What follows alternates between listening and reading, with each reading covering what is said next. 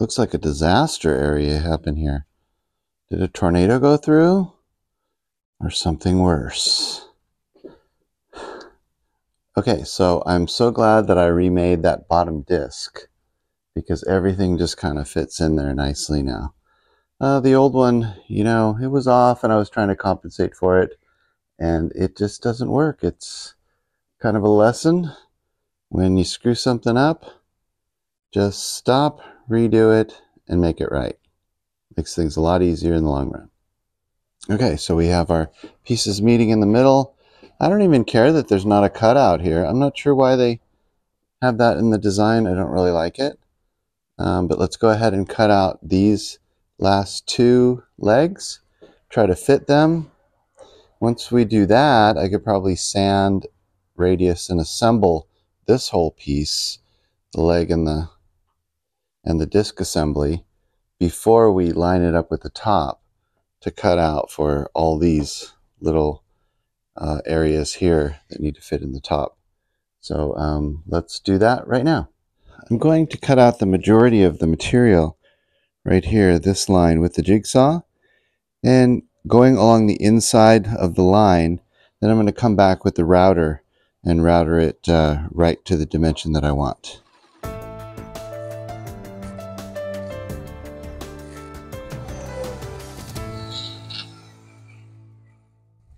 Then we'll give it a little bit of a sand. So as always, this is kind of an iterative process of trying this and sanding and filing, and then trying it and sanding and filing. So this is going to be number one. Okay, let's see how this fits. Oh, nice. That's perfect.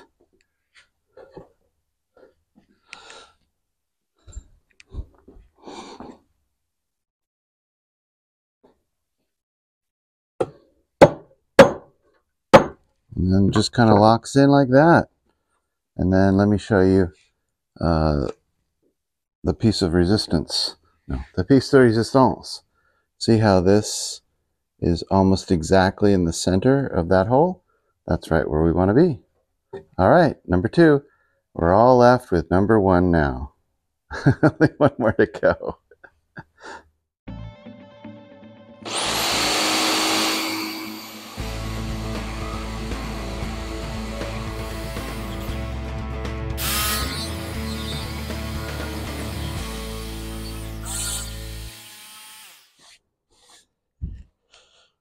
So now we just need to come back with the router and trim it to that dimension. Okay, that looks pretty good.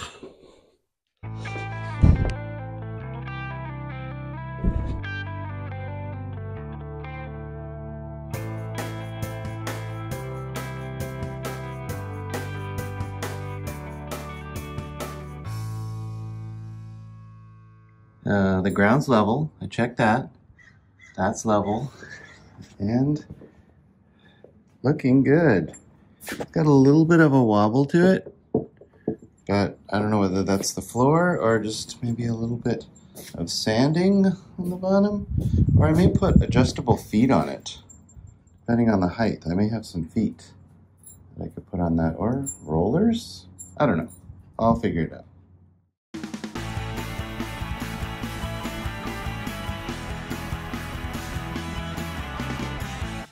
I put the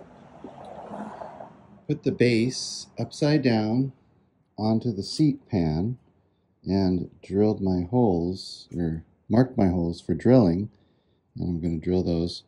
The funny thing is that the X that I had on there, I did the same mistake that I did with the foot disc, is I just drew point to point and assumed that that was perpendicular here, and it wasn't. And so everything was way off, and I couldn't figure out why. And then I realized, did I do the same mistake again? And I said, yes, I did. And so I erased one of the lines and put it perpendicular to the other, and everything worked fine. So that's the underneath. This needs to be relieved here. We'll cut this along here, so this is only going to be half a circle. And then after that, we'll go through and we'll complete the top of the seat. Here I have my 1-inch drill bit in the drill press, and we will relieve those. I have the tape marked at 1 inch deep.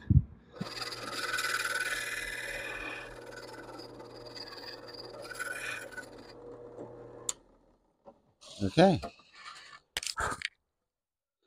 Not sure how I'm going to get out these pieces here. This one came out nicely, but not sure how that's going to work. Maybe maybe a little work with the router might be in order. But let's cut the circle out first. We'll start off by cutting it from this side, just cutting it out with the jigsaw, and then we'll come back and trammel router all around it.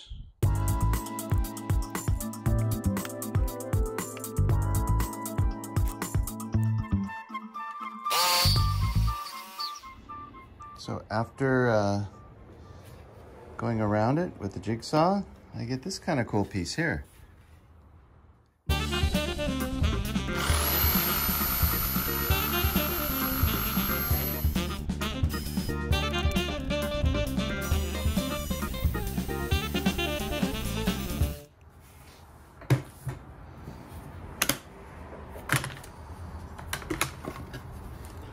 And there we go. A ring. Yeah, let's see how this is going to work.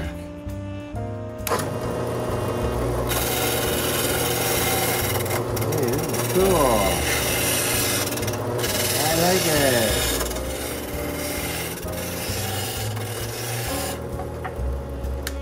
All right. ID sanded.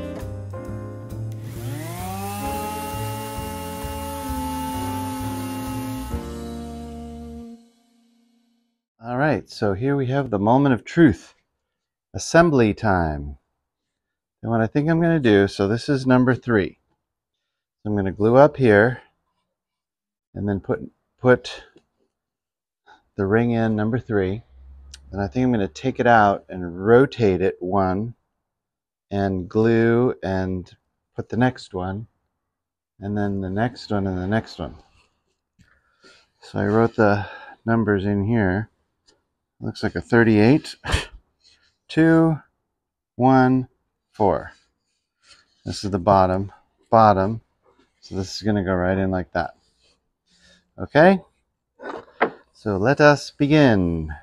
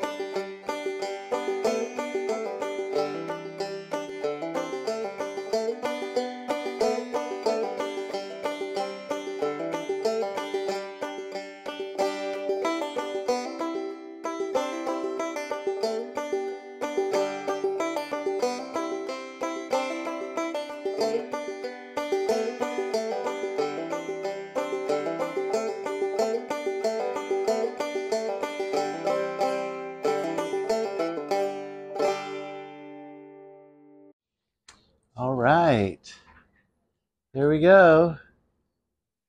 It's gluing up and it all fit together, believe it or not. That's great. I love it. I love it, I love it, I love it. I'm gonna let that dry and then we'll come back and put some finish on it.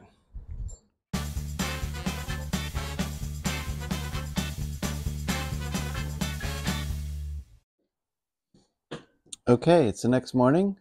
This has had a chance to dry. So let's take off these straps and see how well it holds together.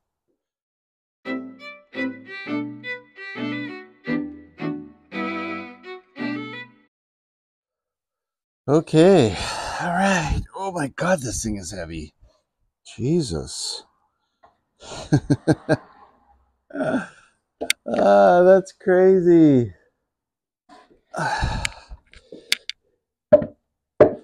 It doesn't have the caning on it yet, but you get the idea.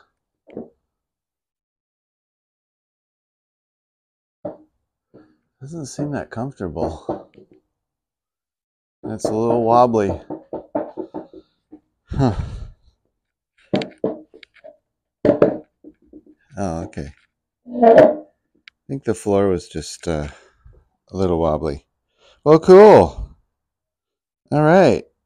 Now what do we do?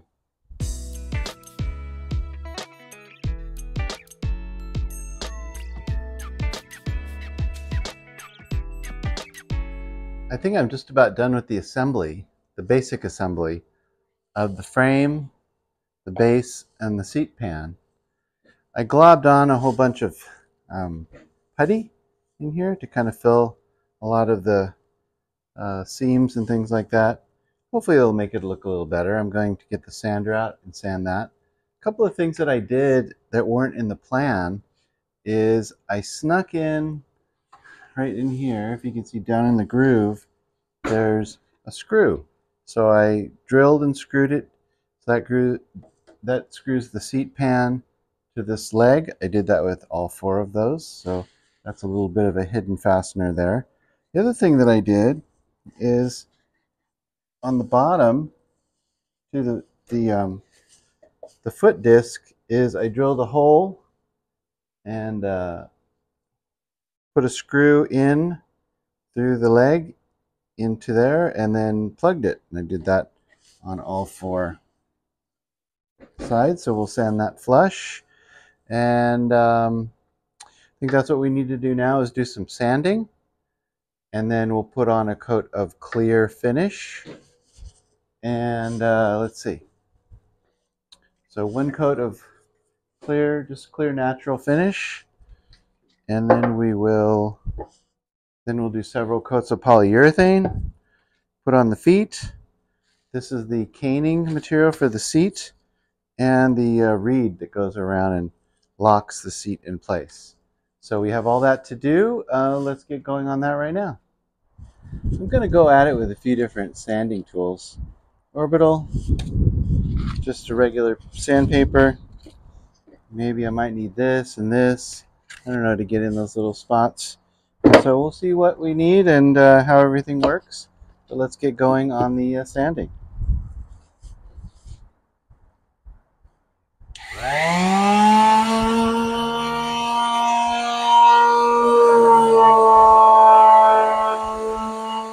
I gave everything a good sand all over using different sandpaper and blocks and the orbital sander and things like that. Then I wiped it all down, get all of the sawdust off, and now we're ready for some stain. I'm going to go with the natural. It's kind of a clear stain. Doesn't really have much tint to it, maybe a little yellowish, but what it's really nice at is bringing out the grain.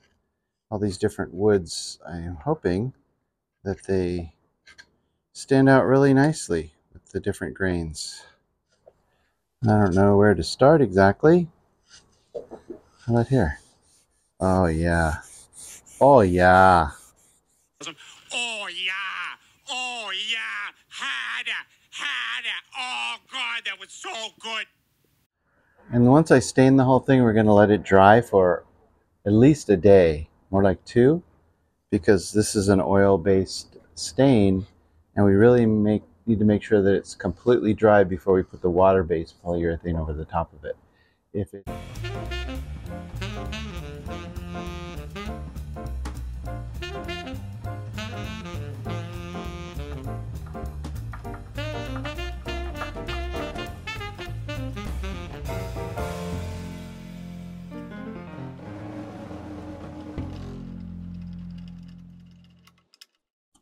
We're going to get started with the polyurethane. We're going to use our standard water-based polyurethane gloss. So we'll kind of brighten this thing up a little bit. But the one thing we're going to do, because most of these surfaces are vertical, we're not going to put it on too heavy. We're going to put it on pretty light so we don't get any runs. And then we'll sand it, do a few more coats, and then, you know, the normal deal. Doesn't seem like I have to worry about bubbles as much as the old school oil-based polyurethane. I think back in the day when we had those, if you shook it, you'd get a bunch of bubbles in it. I don't really see that happening with the water-based one. I think they've kind of fixed that. So they just get better and better. These finishes just get better and better every year until they're pretty much foolproof now, which is pretty incredible. All right. So I'm not sure where to start or how to start on this. I don't know, like this? Just now when I'm doing this top, I'm going to try to be careful not to get a bunch of finish down in the groove.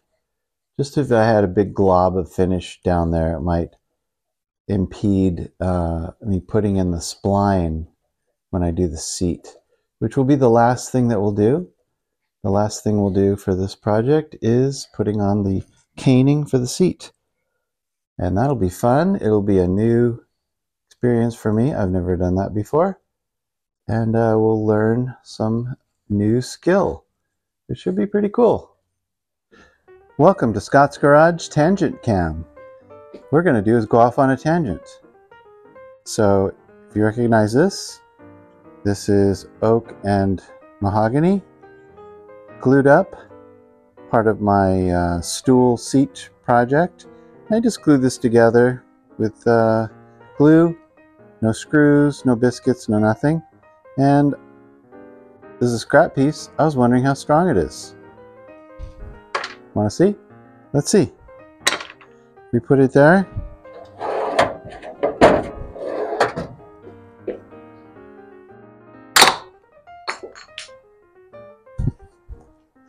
That didn't take much. But what did happen is the wood broke and not the glue. So that's kind of cool. All right. Well, that concludes this episode of Scott's Garage Tangent Cam. Before I put the second coat of polyurethane on this, let's give it a quick sand with some 320 sandpaper. This real light sand to buff it up. You've seen me do this many times before. Okay, now we'll just give it another coat of polyurethane. I think maybe 2 coats is about all we need. So I rolled out the caning, cut it to size a few inches bigger than I need. And now I'm going to put it in the sink here with some warm water and soak it for 2 hours.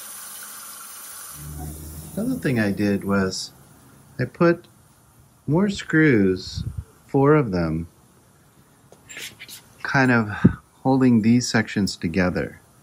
So I know the glue's pretty strong, but putting a screw right down through here kind of holds these parts together, because this seat pan's going to get a lot of abuse, and I thought having something in there holding that together, just giving it a little more strength, might be a good idea. So there's I put the screw down in the bottom of that spline groove, and I think that'll be good. This has been soaking for about 2 hours, which is about what they said it should be, in warm water. The water's still actually kind of warm, so that's pretty neat. Hopefully it's pliable enough, and I guess I'm supposed to dry this out a little bit. Not sure how dry to get it. And then go over to let's go over to this stool and see if we can put this in. So I just kind of patted this dry a little bit.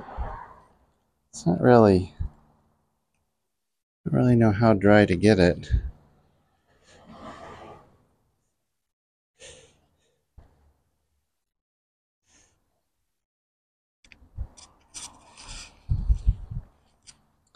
And then I have the spline, And the spline is kind of interesting because it has a pretty cool shape. So I assume that it goes in this way, into the groove like this, and then the caning will go around that, I assume. Let's see how it works.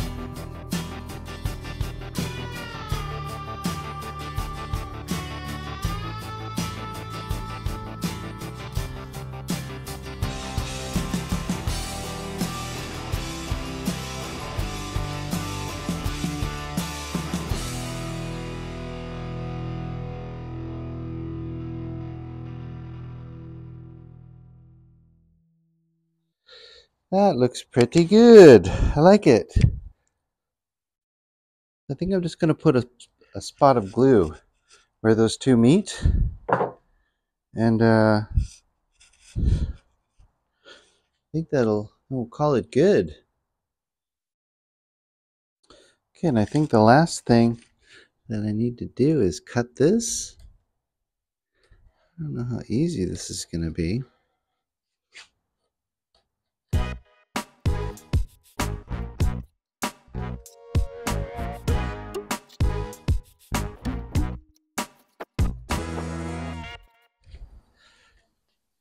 Hey, check that out. Check it out.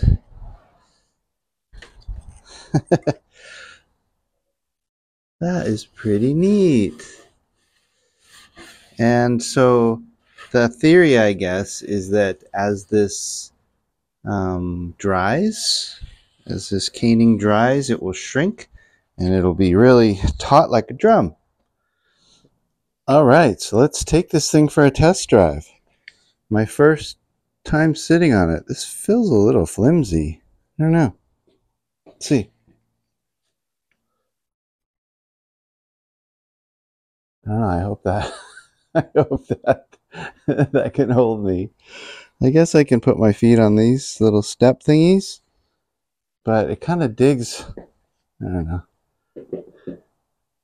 kind of digs under the legs a little bit. So let's take a closer look at it. Looks pretty nice. This caning is a little softer than I kind of thought. But I thought it looks pretty good. Got several coats of finish on it. I think 3 coats on this top part. And that caning was pretty fun. So I think we're going to call this one done. I'm not sure if I'm going to do away with my shop stool that I have now. This one is actually pretty comfortable. I don't know what I might do with this one.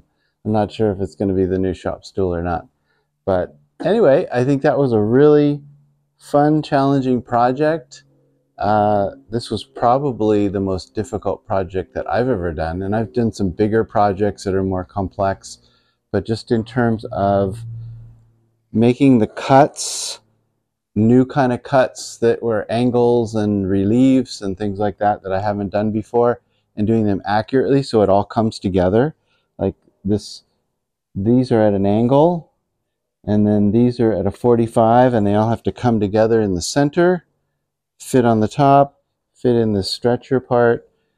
For it all to fit together like it does, that took quite a lot of effort on my part. And I think this was probably the hardest, the most technically demanding project that I've ever done to date. But I did it. I'm proud of myself. I had to remake this part once, but that was okay. I left the cutout in the center. They had a cutout in the center. When I remade this, I realized I didn't really like that, so I left that out. But I think this is going to give many years of use, and if the seat wears out, we can just kind of replace it. Looks pretty good. So anyway, I think that just about does it for this project. I hope you enjoyed watching it. I had a great time bringing it to you. And we'll see you next time on Scott's Garage. Thanks for watching. Bye-bye.